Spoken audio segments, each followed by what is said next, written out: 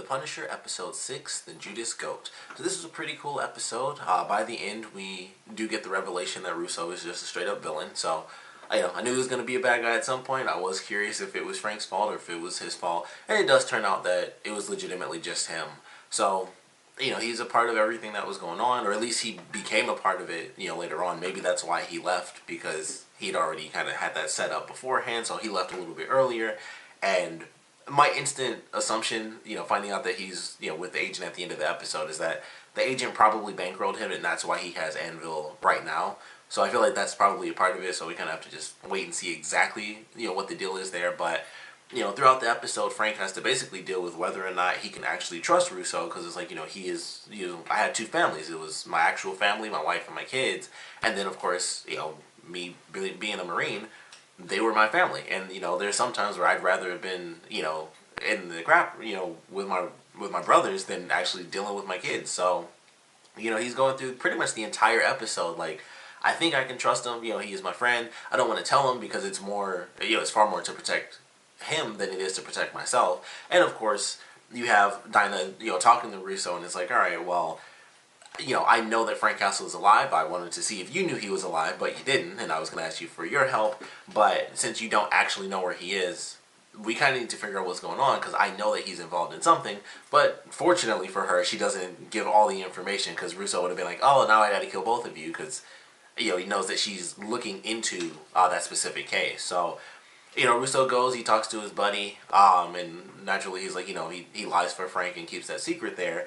But as things continue onward, it's just like, yep, Russo eventually ends up getting in touch with Frank. Frank decides that he does trust him. And so Micro is the one that actually tells him, like, you should probably talk to him then if you really do trust him. So he does, and it's like, hey, I can help you. I can get you out of here. We can leave on a boat tonight and get you, new information, new passport, all that stuff. And you can just work for me and everything will be good. But of course Frank decides, no, I gotta go through the mission. I gotta kill the people that I need to kill. And that's pretty much how it ends up playing out. So I am excited now that we know officially, where it is as far as, Russo's allegiances. I'm looking forward to getting some answers there, how he became a big part of it. I was curious with Gunner, if I remember right, there was a moment when he was explaining, the people with the drugs and stuff. I believe there was a part where he said there was someone else that he just didn't know who it was, because he mentions, if I remember right, he mentioned that there were like 4 people. So it was their commander, the agent, the mortuary dude, and then I think the 4th person, he was like, I didn't really know exactly who it was. But I didn't think that made any sense, because even if he wasn't on Russo's team, it was like, there's still this tiny group doing all this super illegal stuff. Like, they would all have to know each other, even if the group was big enough to be split into 2 separate units. It's still like this super secret, like everyone's picked, hand-picked from these different groups and stuff. So I was like, it wouldn't make sense that Russo would have been like that 4th person, unless I just heard him, heard Gunner wrong in the first place, and it really was just those 3 people. But and it was an interesting little moment at the end of the episode where he was kind of, Russo's looking at his watch and he's kind of just waiting. It's like, all right, he puts, they show the gun as he gets in the truck, and it's like, yeah, he's not coming. And of course, he's sitting next to the agent. So it's like, all right, Russo is officially the bad guy, and he's now involved in this super dark secret, which was them, smuggling drugs and things like that. So I'm sure he found out about that and was kind of cool with it, which is probably a part of why he left. And that's probably exactly why he left, now that I think about it. It was the fact that he had to do, kind of the at-home portion of it, when they shipped the bodies back. He needed to be there to make sure everything kind of went smoothly. So he was, part of that, the other end of the situation. So either way, we now know that he is with Agent Orange, and, officially it is revealed Russo is the bad guy. I was just kind of waiting for that moment to be like, what is it that makes him, the villain? And it was just the fact that he's always been the villain. Nothing happened recently. He was just always the bad guy, and he was kind of trying to hide that secret, just like the agent was, just like the dirty cop was, and just like, the commander was, back in Daredevil when Punisher took care of him. So he's just another person that, Frank is going to have to deal with by the end of the season. He'll probably be the last person, since he was like, that's like his brother. It totally makes sense to have him be the last person that gets killed off. So we'll see how long he ends up lasting. What he ends up doing as far as, going on the attack and stuff like that. But that was definitely cool. And then, of course, we have the other half of this episode being the soldier going crazy. And this was the episode where it officially happened. He could not handle it anymore. He found out the truth about the dude that was always saying all this stuff about, like, liberals and, I think he said, like, Jewish people run something. I forgot what he said. Like, about like files in the government, whatever he was saying. And of course, it's revealed that that guy was an absolute liar. Like, he never actually had a medal. He never even saw combat. And he was just telling this story about, you know, what he'd done and everything. So, of course, the guy learns this secret. I never even really learned this guy's name. Now that I think about it, the guy who goes crazy, I never remember his name. When they say it like every, you know, pretty much once an episode, if he's in there, they tend to say his name. But totally forgot his name. But either way, he learns the truth and is like, oh, okay, well, I'm going to go see this guy. And naturally, that was that moment where he finally ended up killing someone innocent. He ends up killing an innocent douchebag, but still, he's an innocent guy. And he freaks out on him, and he ends up, you know, like trying to hurt him. He's punching him, and then the dude grabs a knife and cuts him a little in the stomach. He ends up getting the knife, and he's just, you know, jabbing it in his stomach as he's in this chair. And he ends up killing the guy. So now he's there in his house, all, you know, all bloodied up. Big dude just dead in the chair, and it's just like, okay, well, not entirely sure how you're going to get out of this one, but yeah, he ends up officially killing somebody. And I don't know, it finally dawned on me, maybe this is actually a character from the comics. Like, for some reason that was never in my head. I just assumed that this was some random character.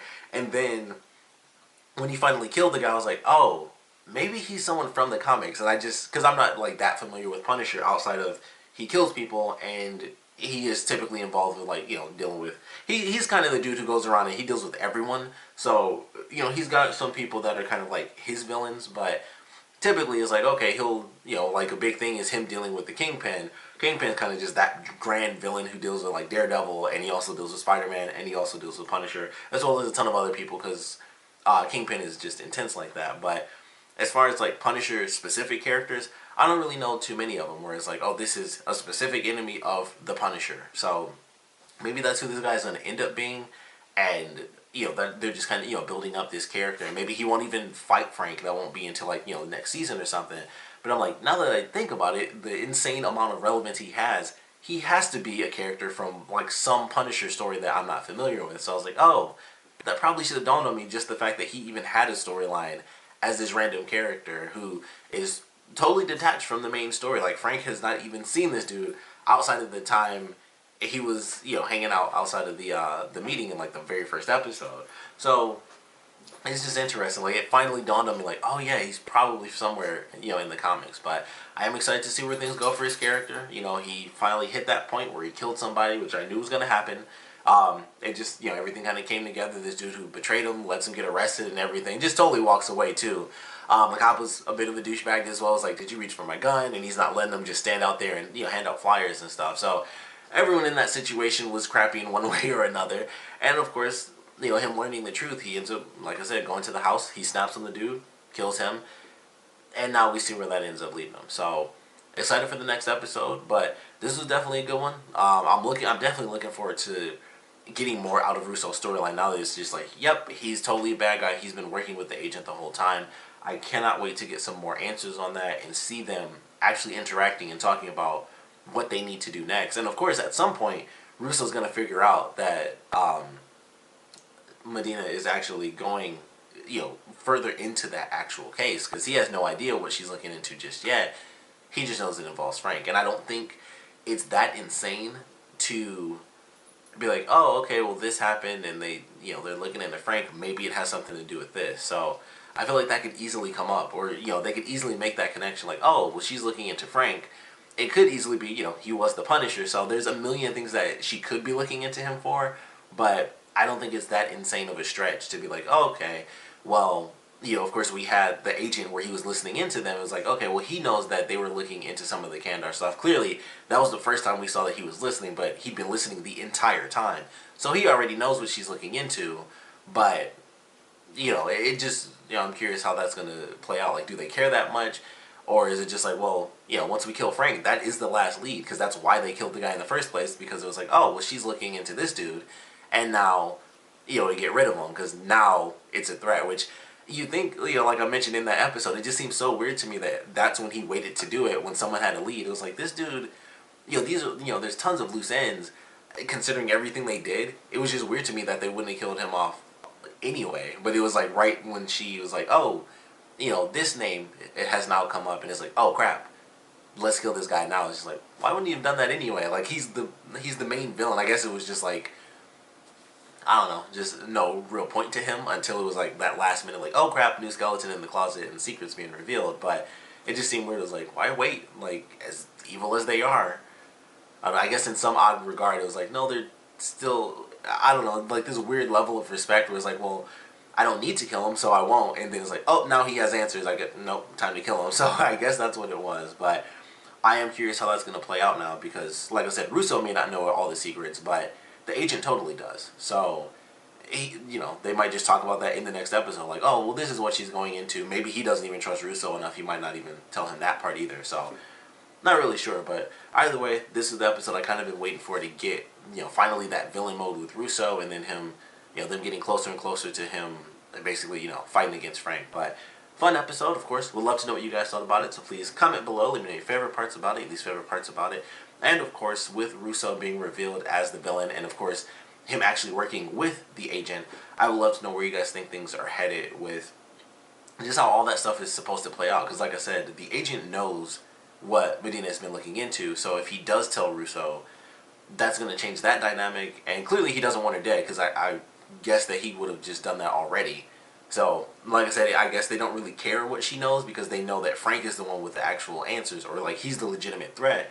And it's just like, okay, well, if we kill him, she's got no more leads. Like, that is the last lead that she could possibly have is Frank Castle. So it seems like she's not really that relevant of a factor to them just yet, but I'm sure that'll end up changing. So I would love to know how you guys think that whole side of it is going to play out, the investigation and everything. And of course, want to know what you guys thought about this episode in general, so please comment below, let me know, and thanks for watching.